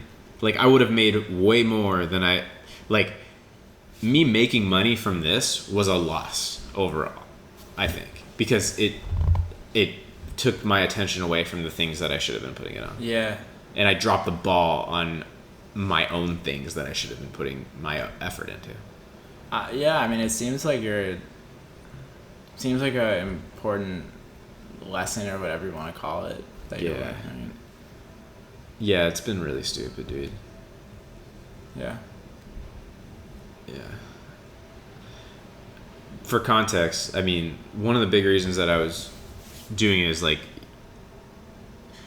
I never signed anything, so like fuck it. Like, so the company is Legendary Foods. Well, so there's this agency, and I was like dealing with the agency and blah blah blah, and like that's kind of where the issue came up. But anyways, like the main client is Legendary Foods, and the reason that it was so, there was other ROI for me in the fact that it's like the founders of Quest Nutrition, and like being in the room with those guys was like next level for me. So I kind of was gaining from it, not just financially, by being in the room with these guys, and I did learn a lot from it. But like, is that worth me taking away from my own shit? And they think I'm great, which felt good for my ego, I guess. Like, they're trying to figure out like, how can we incentivize you more? Like, how can we get you more involved in this? But that's like never what I wanted, because my original deal was like, like for this agency, you're going to advise the agency's team to execute on Amazon services, and it became me, which that was like, I don't think under any amount of money I would have ever accepted that. Like, even if it was like, hey, we'll pay you $30,000 a month to like, really devote to this, I'd be like, well, yeah, that's amazing, but like, that means I'm going to make zero progress on my own shit, which is what's actually like long-term matters to me. Right. And it's way less than $30,000 because it was supposed to be passive. Just turned into a huge fucking mess. Like, yeah, maybe I'm ranting too much on that, but it's just been a mess. And the reason I'm thinking about it so much right now is like, it's all just like kind of like, it's just like all gained momentum to like an eventual explosion that should have happened like 6 months ago, and is finally like this week basically just like blowing up the whole thing. So Yeah. that's where I'm at with that. Gotcha. Yeah. But yeah, and like, I don't know, I just want to put more focus back into everything, because I've really dropped the ball on my own stuff, just because I think, and then maybe that's an excuse too, like you're saying, you just need to do the work. Like, I'm definitely using that as an excuse to like having not done my own shit. But I think it's because I am in kind of like a rut of momentum, and like I only have like, if I only have like a little amount of like work power, the fact that I'm using it on this, then I'm like back to zero. Then I'm like at zero. You know, it's like let's say I'm burnt out to the fact that I can only work for an hour a day. Well, now if I'm giving them that 1 hour, I've got zero. I think that's kind of what's happened. So it's not like they're taking up so much time. It's just sapping that last bit of energy that I would have had for other stuff. So let's do a thought exercise. Let's say, oh fuck, you got some shout out from Will Smith and now your YouTube channel has 1 million subscribers and then you're set for ad revenue. So thank you, Will Smith. But you have 8 hours a day of free time. Basically all your time is free except for making videos. What are you gonna do next week? What is theoretical Matt gonna do next week? Right. Well, one issue with the theoretical Matt is like, so the ad revenue thing I'm kind of using as an example because like ad revenue is such a small portion of my income from like YouTube in a way, you know, like but at the same time there are people that live solely off that and make a whole bunch, which is amazing, and I just think like wow, like they don't even have to worry about anything else. That's really cool. But yeah, I don't know, fucking go on a trip, take a break, like make fun videos about it because I'm getting paid to do it. I don't know, I feel like it would just have like a weight off of me to like have that. It would be really cool. It would just be, I don't know, I'd take a break. Like I feel like if I really, we've talked about this, like if I really looked back over my life, I think I've just been stressed for most of it. I think there was like, you know, stress about school, then stress about school to make sure you could get into college, and then there's stress about college to make sure you can get a job, and then I was like, fuck that, I'm gonna do a business, and then it's like, you know, stress about money in life, and like now that's kind of like where I am, and I'm just at this like point, and it's like, yeah, things are good, but it's like I just want to like be free of that for a bit, you know. And so I think, I don't know, like, but then that's stupid to say too, because like I'm already there, like I'm literally like where I'm describing, like I've been where I'm describing of like not having to do anything, and I've taken time where I'm just like chilling, but I think what I want is a feeling more than like a what would you do? Yeah, because I think I would fill the time. Like I don't know, just me and Jessica would just hang out. We'd just like do shit. You know what I mean? Like I think that's what I would want right now is like to not be like, well, I'm gonna write for 4 hours a day. Like I have enough of that type right now. I think what I would want more is just like, you know what? It doesn't matter what you do today. Like I don't know. So like have a little bit less pressure on you. Have a little bit less pressure on your time, maybe? Yeah. Back to time anxiety, as always. It's like, I think I just, I want to worry about it less. Like, cause it's like our time is really limited. Yeah. But then if we really think all the time about how limited our time is, then that sort of almost makes it more limited because we almost aren't even just existing in the time without worrying about it. Right, that's the biggest waste. I just hate the wasted time. Like, that dead time. I mean, it's fucking... But what about, like, what if there's just a dead time without hating it? Like, right, that's what it really should be. Yeah. That's what it should be. But, and maybe this is my own shit, but I feel like to get there, I need to, like, solve all the problems first. You're right. It's hard to just, like, turn on a switch. Yeah. I think that's kind of what I tried to do, and it's like, if you just go straight to dead time without, like, buttoning up a few knots, or, I know that's not a saying, but... like it's just gonna cause like latent stress. Yeah.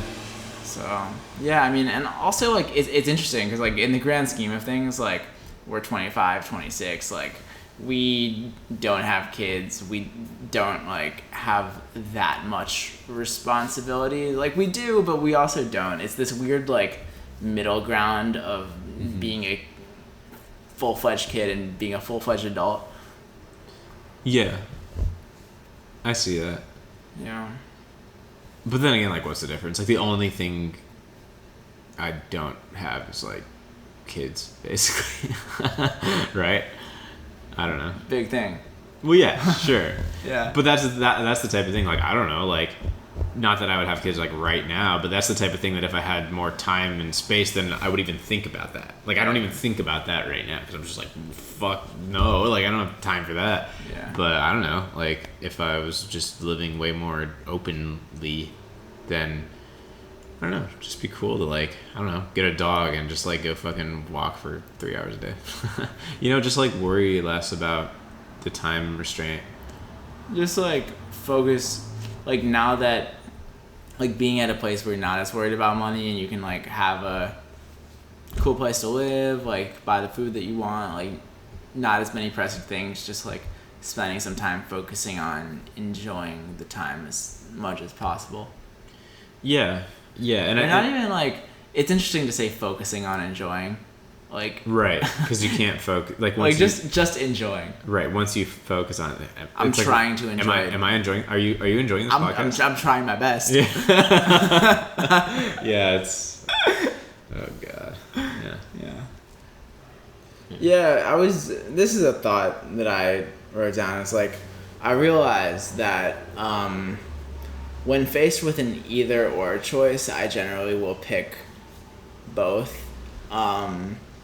Like, if I am at a, like, looking at a menu, and if there's ever a way to, like, oh, you can get either fries, sweet potato fries, or half and half, I'd be like, fucking half and half. Because you don't have to make a strong decision anymore? I think it's more just about the diversity of the experience. So I think that in my life, I've always wanted, like, everything on the menu. Yeah. And what if they would give you one bite of everything? Would you take that? Probably.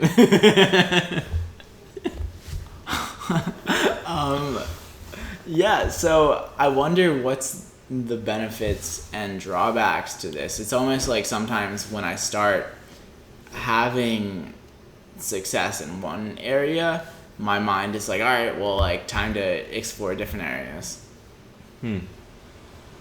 Interesting. I think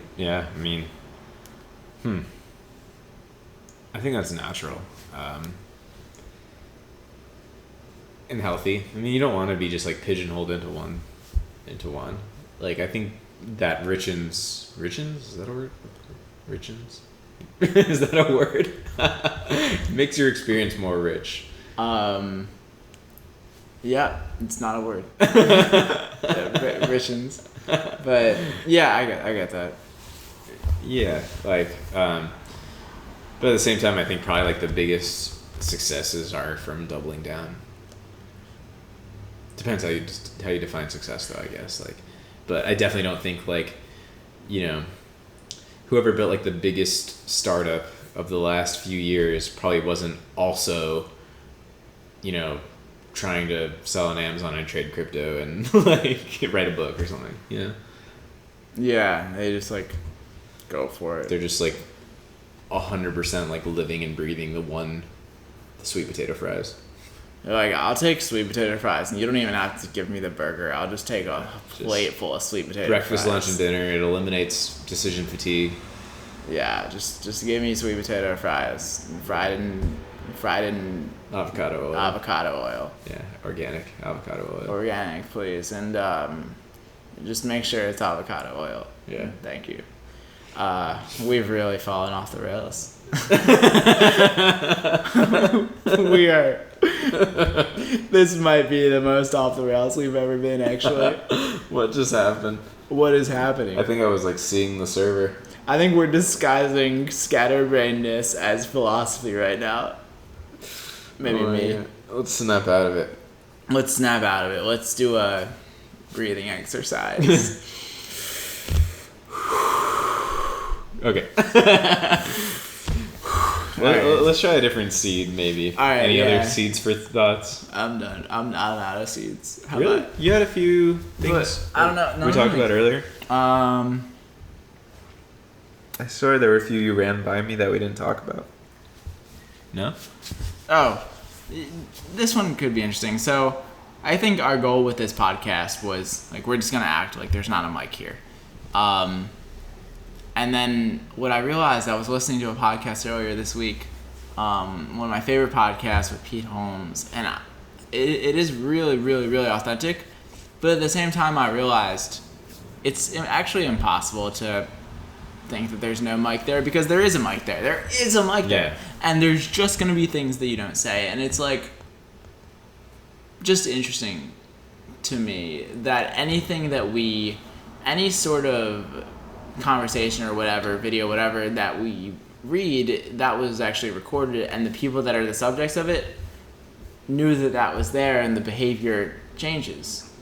Ooh, this ties back to the Alan Watts thing. It's a good way to sort of connect that is that anything recorded, whether it's written, audio, video, it's now a recording of the thing. It's not the thing in its like natural state. Like it's not the conversation as it would have been without the microphone. It's not the video as it would have been without the camera. It's not what you would have said if it wasn't written and edited and published and all of that. Yeah, I guess. Do you think it's just about trying to dim down that feeling of what do you think causes people to be different? Is it self-consciousness? Is it thinking that you want to come off a certain way? I mean, those could play in. I think it's just the fact that you're gonna be different. Imagine talking to one person versus talking to 1,000 people. Like it doesn't make sense to be exactly the same. Yeah, you're right. Right? You're fucking right. Yeah, we're different. Like, what have you got on stage? Oh, hey, what's up? Like, yo, how's it going? Like, sorry, you guys all spoke at once. Yeah, like, let's go. Yeah, how are you? Okay, yeah, how are you? Number 375. How are you? Yeah, but I think what's cool about podcasts specifically, maybe even more than definitely more than any other format, is they do seem to create a safe zone for guests to be more, or not guests, everybody to be more open and vulnerable than other formats. You know what I'm thinking? Do you think it's because there's no comment section? That's an interesting point. I don't know why it is. I really don't. But that could play. What if it was like? But what about Joe Rogan? Millions of people watch that on YouTube, and you can leave YouTube comments. Right. I did notice though he turns off when you're streaming live on YouTube. Usually there's live chat, and then once it's up, there's the regular comments, right? And he disables live chat, so there's no live chat during it, but you can comment on the video, so there's thousands. I'm sure he gets a lot of listens that are like on iTunes too, though. Yeah. But still, like, I don't know if that's the reason. It probably plays in, but I don't know if that's like the only reason. Because I'm sure you could, like, if you said something you shouldn't say on a podcast, it could still come back to bite you, you know? And I think that's like a fear with like a lot of media stuff. Is like people don't want to say, like, I don't know, like people don't want to like say something racist or something like that on like a, you know, live on TV or whatever. And I think the same still applies in podcasts, but like there is a weird sense of that. I think this might be a better answer, or in my eyes, is that I think it's because podcasts are seen as an unedited form. Oh, like people are more vulnerable, so you get a little bit more of a benefit of the doubt. Right, and like there's no. It's like how improv is given a little bit more of a leash than say a play. And there's no like taking things out of context when it's in a 2 hour of context form, you know? Of course. Like, whereas, you know, you see these little like highlights on like, you know, talk show interviews, and it's all about like, what do they call it? Like the soundbite, or like, you know what I mean? Like they get like the one thing you said, and then that's like the headline that like, they run I remember one time Aaron Rodgers, NFL quarterback, was on Pete Holmes' podcast, You Made It Weird, and he mentioned an experience he had where he was like in college and he visited like his teammates' family for some holiday, and they went outside and they saw this like giant flying object, and they had no explanation for it, and it was just like huge or whatever, and it was just insane. And then the next day on the news, it was like Aaron Rodgers had UFO sighting, and it makes him sound kind of crazy. That's exactly what I'm talking about. Is like, but so that's an example of it still happening with a podcast, I guess. But I think usually it doesn't happen as much with it, because, you know, it's not like those. I'm blanking out, but like there's a style of interview that like most interviews have that is trying to poke something out of the interviewee, right? And I think with podcasts, it's more of just like, let's just have a long open-ended conversation where we can just be real, and like if you need to take 5 minutes to explain yourself on something, like you have it. There's more trust. Whereas if it's like a, you know, between fucking commercials or whatever, like now it's just like, you know, quick, what's the one thing you have to say about like your comments on racism? And it's just like, like, I don't know. Whereas if you have a podcast, like people can sort of like give the necessary backstory, and people are listening to it in a different environment. I think it's just like, you know, people will understand where you're coming from more if it's in context. And I think podcasts are like the best for having full context. I think so. Yeah, it's interesting to think about just like people's behavior online and how it varies from platform to platform. Like how I think about this a lot. Like how are people gonna treat each other better online? Like it's not right. Like what happens online, people just have no empathy, and it's not good for anyone. Yeah, it's so interesting to think that, wow, like that just gave me a lot of thoughts at once. But that's really interesting because I don't even know how to say it, but like it's gotten so crazy. But what's weird too is that it was always like that on the internet. Like I don't know if you remember like early internet and shit. And it's just so weird how like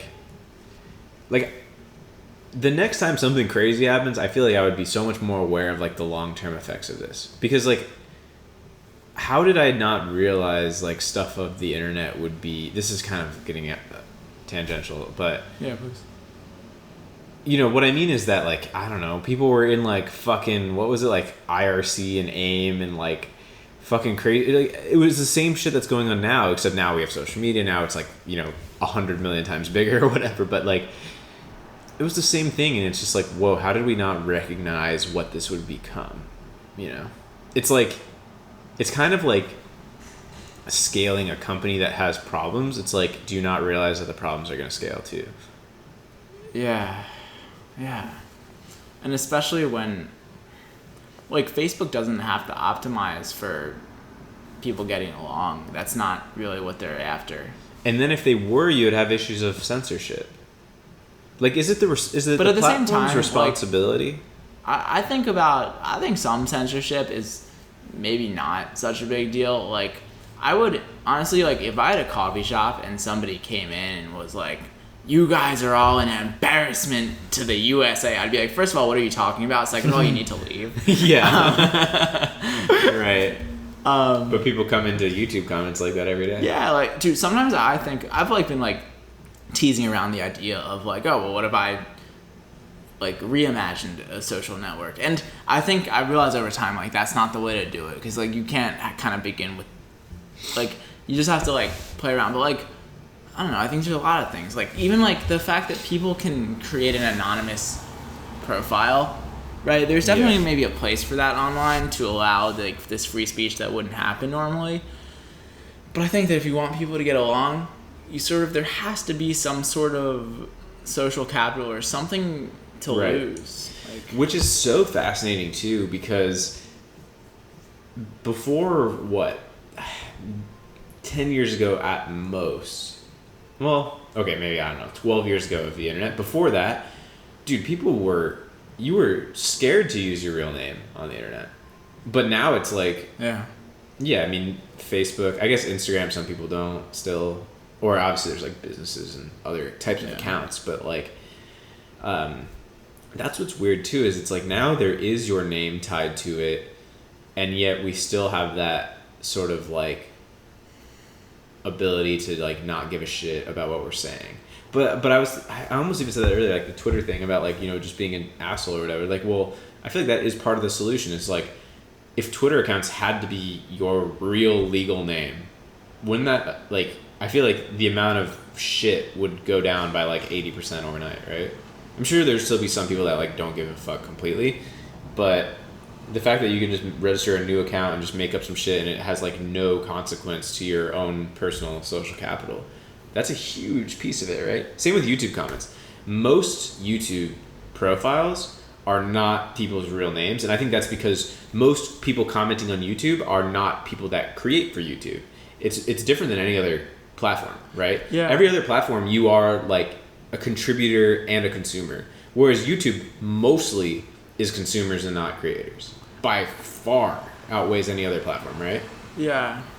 I feel like Facebook and Twitter and Instagram are sort of like layer one. It's like they had this incredible accomplishment of like laying the wires between everybody online. So now everyone sort of is connected to their social circles. But I think that there's a lot that they missed with it. It's like you can create telephone lines between everybody in the world, but if you don't police it at all, there's gonna just like, you need to create some sort of framework for people to interact. Like, what's the difference if we're sitting here with 5 people in a room with like smelly garbage and like shit on the wall versus like a nice room with like some personality, what's like the difference between Quora and Yahoo Answers, or Right. maybe there's even a better example, but like I see what you're going for, and it like it's the same thing with people telling me Amazon products. It's like something might be quote saturated the way if somebody told you 5 years ago you were making another social network, they would have said you're an idiot. You know, like that's the like seriously but but the way that I think I don't think that's what I would ever say. I think that I think even Jason Calacanis, you know who he is? yeah. If anyone doesn't know, he's like one of probably the most successful angel investors. Like he's probably invested in all of them, right? I saw a tweet from him a few weeks ago because a lot of people are outraged at Facebook in general for the past while, right? Yeah. Like a lot of stuff around that. And he is particularly outraged.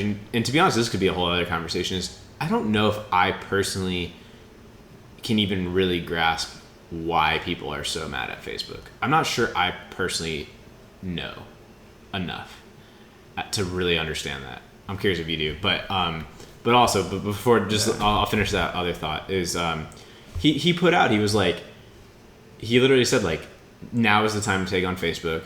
If you're working on something, message me. I want to invest. Like it was just like that straightforward. Like he wants to invest in whatever's going to kill Facebook. Interesting. Like straight up, he'll throw money at people that are trying to. I mean, not literally, but like he wants to find a way to disrupt Facebook. Seems like it's inevitable. Honestly, I know Instagram is hot right now, but man, even Instagram, like, it's very, I don't know. I think people are just gonna get, who knows what'll happen, but I don't know.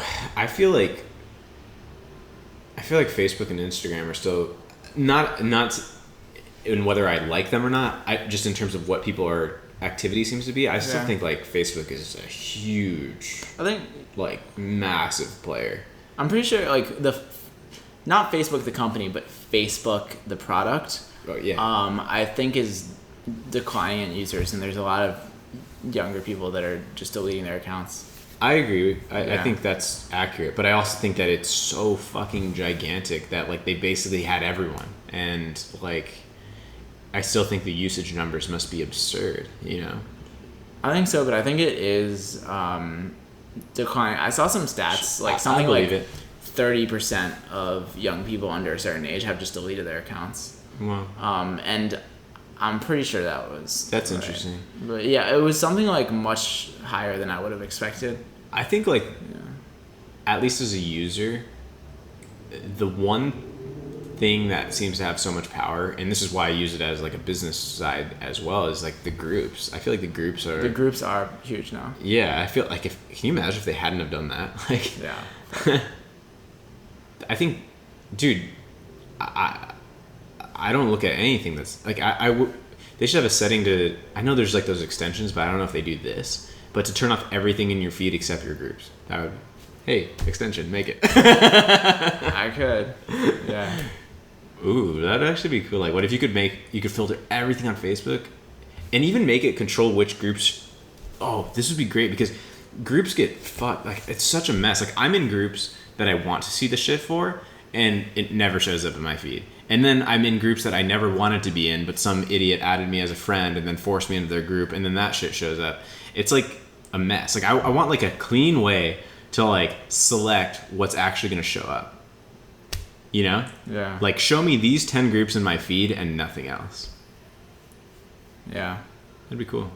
Can you do it? Yeah, I could. To what you said before we derailed a little bit, what do you feel is missing? What could you, like, do you have any ideas of what would be better? I think there's a few things. I think number one, like, maybe not making everything so measured. Like, something about, like, oh, you know what else I would do? I would integrate Bitmojis a lot, and I would like let people like react with Bitmojis. I feel like that's more vulnerable and more fun and creates a cool atmosphere. It's like maybe I would just disable comments and only let people react in Bitmojis. And like also like maybe not display the amount of likes, maybe just display like some sort of slightly ambiguous scale to show like how they posted, so people aren't like right, like it doesn't say 300 likes, but it says like green. It's almost like a red to green in terms of yeah, like how it did compared to others, or I don't know. And maybe you could make that scale adjust based on like how popular people are. It's like right, maybe I could get a green the same way that like Will Smith could get a green. Right. And I think in a weird way, like for example, I have my, is it Instagram or Facebook that does this? I think it's both actually. Is because I have my stuff set to business profiles. It'll ping me with a notification, hey, this post is doing better than 80% of your posts, consider boosting it, or something like that. Yeah. So it's like they're already like sort of doing that, but they're just doing it to try to drive ad spend, I guess. But I think one of the base things is that the next social network is gonna have to like genuinely care about its users and everyone involved. I think that Facebook seems to have just like focused so much on user engagement and like advertising and stuff that it's clear that they like don't have your best interest at heart. That was like the next thing I had to bring up though. I'm glad we didn't finish without getting into all this though, is because what you said has been sort of the tune for years of all the social media platforms are optimizing for your time, right? Yeah. Like your engagement, like how much are you checking it? But now we're getting all these like rollouts of like, you know, let us notify you when you hit 30 minutes and like all this stuff to monitor your usage. Is it just because they know that that is what's cool right now? But like, why is Instagram integrating that in their own app to be able to notify you when you've hit a time threshold? Not just the Apple stuff. It's in the app. Oh, interesting. I'm just hearing about it now. And YouTube did it before them. Not that that's Facebook, but still, I don't know if Facebook has it. Obviously, you can do it through like the screen time in iOS 12, but Instagram, you can set it in Instagram to notify you. Same with YouTube. It can be like, hey, you've watched for 45 minutes. Do you want to keep going? Or just, you know. That's a cool feature. And it's like, so now it's like the platforms are kind of allowing you, it's putting it right in front of you. Hey, you don't have to use this as much as we try to trick you into using, right? Yeah. Which, like, what is that? Is that them acknowledging that they need to stay in front of like the public eye in terms of where this is going? And right now everything is sort of shifting towards like, you know, consciousness of how much you use social media and like, is it healthy and all that. So are they just doing it to sort of stay on top of that trend? I don't know. I mean, it seems like they're trying to do the right thing, I guess. And that's at the cost of their business model, because their business model should be to optimize for usage, which was what every app ever was doing, was trying to optimize for, I don't know like what the actual metric was, but like time in the app, I guess, was probably what they were optimizing But they're trying to also optimize for the long term, and if nobody's using it 3 years from now, then but take YouTube. What do they gain from that? Like, they could have just done nothing. It's like a long-term strategy because they want the platform to be more respected. So they think society. The fact that they put that in will just sort of increase the public outlook of it enough that will actually benefit them in the long run? Yeah, I'm just curious. Maybe that's right. I don't know. I don't know. I feel like they're losing a competitive advantage by being vulnerable to companies that have their customers' best interests at heart more. Yeah. So they're trying to take care of their people, and I guess I don't know. Yeah, and Apple is going hard on that. Like, I think Apple has so much trust from their users. Oh, that's a random little update I have. Is like the whole screen issue with. I mean, it's not doing it that bad right now, but I have this issue. Did you see it? Yeah. Yeah. Well, so if anyone's, I had this screen issue with my MacBook Pro a month and a half outside of the warranty. And like I took it in, they're like, oh, it's out of warranty, and like I couldn't get anywhere with it. And this one guy at the Apple store, he was like, so we can't do anything here, but don't even tell them that I said this. But like, if you call Apple Care, not the Apple support, that's like the one place where they can sometimes like make exceptions. And I did that, and they're gonna fix it for free outside of warranty. Incredible. Like they made like the exception or whatever. And I was like, that's almost the same thing. It's like, well, clearly they're losing money on that. But is that just because of the, like, do they get ROI from me now talking about it and having a, like, does that make, how much more likely does that make me to buy the next one? Probably a lot, I guess, right? I think Apple just wants people to know they're taking care of them. I think Apple really does Apple has strong values. They're not just trying to, like, be a business success. Like, they really have strong beliefs about them. Like, even the data that they collect on their customers is like so minimal. Yeah, and they've added in the recent updates for the phone and the computer, like now there's so much like night mode stuff on the computer, which is great for like the eye issues. Yeah. Now there's all the screen time stuff in iOS. They have such an interesting business model there though, because I really understand why, like, let's say Facebook or YouTube or Instagram, I understand why they would want to optimize for usage time, right? Because that's how they get their attention for advertisers and everything, right? Mm-hmm. But I think it's just such a beautiful like win-win situation that Apple can produce amazing hardware, but then also optimize for you to not use it all the time. And still, they still win and you win because they sold you the hardware, but then they also like they want you to enjoy your life and not be glued to it. And it's like they can win, you can win. It's a better win-win than the apps. Does that make any sense? Yeah. I wasn't sure if that made sense. No, it does. But yeah, I think that's cool. Like I feel like Apple's in a better situation to like, and that's why they're doing it. You can do it for every app. You can have every app like lock out. Like literally it will lock you out. Yeah. And I don't know if you've messed with it, but it's awesome. Whereas like I could see why the apps would be like, well, shit, like, you know. But it's cool that Apple, yeah, I think Apple does have our best interests. I don't know, maybe I'm naive, but I feel like most of them, maybe even if it's only for business reasons, most of these companies, like, they don't want to fuck people over. I don't know. Like, I think and maybe that's only because that's in their best business interest, but they, like, I don't know, like, is it really Facebook's goal to, like, screw people? I mean, I feel like that simplifies it a bit because True. Facebook is a huge company of thousands and thousands of people. I think it's almost it almost has to be a huge goal to not screw people over. Right. Like it's almost like Apple does everything in their power to like figure shit out. Like you really have to care. There's a difference between a one person company where of course they'll care, but when you start adding thousands of people, then like it just becomes a system of its own. Yeah. So I feel like Facebook just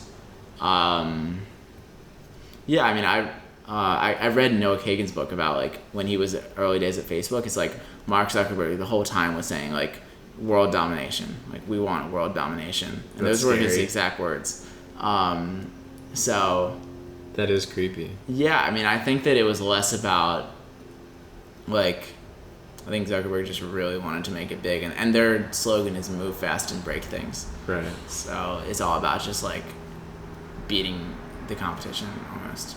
It's true, and that's what they do. I mean, look at like Instagram and Snapchat. Yeah. So why do you think people hate Facebook so much? Because they're just not real. Like, they're not, like, look at what Apple does, look at what even, like, Tesla does. They have strong brands because they're honest and they're willing to, like, take a risk or, like, do something in their customer's best interest, even if it doesn't necessarily impact the immediate bottom line. Compared to, like, we all know the feeling of calling a company and getting fucking corporate speak. It's like, oh, well, we blah, blah, blah. It's like, fucking talk to me. Like, be a person. Like, I'm a person. Like, do you not understand what I'm feeling? And I feel like Facebook has done that, like, two-faced thing with people for a little bit too long, where they just, like, you can tell that they just, like, don't give as much of a shit about you. Like, I don't know, like, even that feature how you said, like, oh, this post is doing better than 80% of your posts, do you want to boost it? Man, I remember a stretch where I was getting that notification, like, every post. Yeah. I know, I do get it, like, every post. Yeah. Which doesn't make any sense, It doesn't actually. work. Like, and not only, I mean, that's just a small example, but, like, oh, also, like, people will be talking, and then they see an ad on Facebook for what they were talking about. Yeah, what's going on there? Like, that's fucking Do you believe creepy. in that? Like, do you think that's... I've heard it from so many people, and I think I've even read an article that, yes, it's a thing. And they say, like, it's anonymous. I saw one thing, though, that said, like, for them to even be doing that, like, technologically would be really difficult right now. Like, just in terms of, like, where we'd be at in terms of... Like, to monitor that much data constantly? I think I've seen I it don't not know. only for myself, but also these, like, obscure stories of people that, like, mention something and then they see an ad for exactly that. Like, what if I was to mention, like, Call of Duty 2 for PS4? Yeah, Or something, like, random things like that. Yeah, no, I know, but again, kind of playing devil's Madden advocate. 2018 want to buy. I really want a new lamp. Just like looking for like a nice curved modern lamp, like a nice lamp for the corner lamp, maybe Corner like lamp. a nice corner lamp that I want to buy. A nice now. corner lamp. I want to buy this Buy corner now. lamp. If only I had it. Yeah, if only I knew where to find corner lamps near me, Yeah. then I would buy now. So would I. I would like to buy a corner lamp too. Yeah, I mean, you know, like fucking shit like that. Like, we'll see if we see ads, but I was thinking people though, have, is that my like, phone is off of service right now, so I wonder if that would play in. mine has service. So if you get an ad Yeah. for first off, what the fuck does anybody call it a corner lamp? I don't even think that's a thing. It's like if you get an ad for corner lamps, I'm gonna let me know. Yeah, Post it in the Facebook group. I will. I'll definitely see it. Yeah. But sorry, like we'll wrap up after this. Yeah, But sure, like, yeah. but on that is I don't know. Like I think we've all kind of felt that. Like I can't remember the examples, but I have felt that, or like me and Jessica have experienced that. But I just don't know if it's just by association and weird and seeming weird based on data they legitimately have, or if it's like I'm convinced that it can seem very creepy. I'm not convinced that it's because they're listening to conversations. I don't know. No, I understand your argument. You're right. But I feel like I don't remember the exact, but I've heard too many people say like specific examples, and these people that seemingly like were doubtful before, Yeah. and then this shit happens, like, I agree. Like and then I think I read an article that it is real. But, yeah, I mean, it seems to be the case, but I just don't know. Because, like, they definitely get, like, Google searches, and then, you know, like, there's all these different, like, classifiers for, like, what you searched and what you might also be interested. You know, if you're, like, I don't know, like, let's say, like, a search, like, if you're searching for apartments, then they might feed you into this category of, like, new apartment person. And then, like, that might people might target that ad group for furniture, for example. Like there is for sure stuff like that going on where they like tag you based on like in the market for a vehicle for children or whatever, and then all of a sudden you start seeing like van, caravan, SUV ads or whatever. That's for sure a thing, but I don't know if they definitely like listening. But I guess we'll see if we get any ads for corner lamps. But we'll see. Yeah. I think this episode is over. Over. Should that just be it? That's actually. I think maybe that and then this and then like now it's And then it's now so they hear over. this part and then it ends It's like over right. It ends like right now. Now.